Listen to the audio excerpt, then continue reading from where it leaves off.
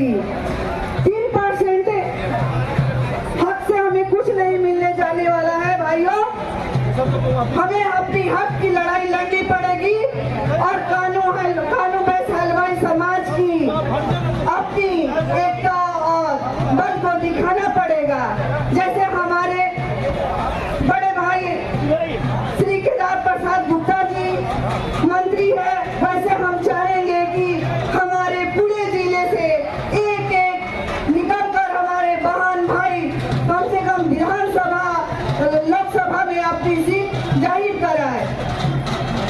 महिलाओं को 33% आरक्षण मिला है, लेकिन अगर कानून समाज में देखा जाए तो एक भी महिला का कोई भी अधिकार नहीं है।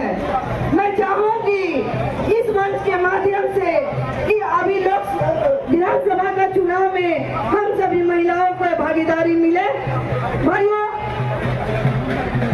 मैं ज्यादा कुछ नहीं कहूंगी क्योंकि समय बहुत कम है, सभी को बहुत कुछ बोलना है। अपनी बात को विराम देते हुए मैं एक शब्द बोलूंगी। अटल जी ने कहा था भारत कोई भूमि का टुकड़ा नहीं है।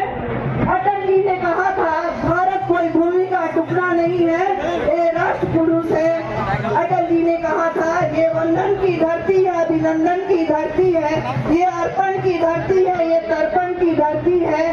इसकी एक एक नदी गंगा है और कण कण में शंकर है। हम जिएंगे तो भारत के लिए और मरेंगे तो भारत के लिए, और मरने के बाद भी हमारी अस्थि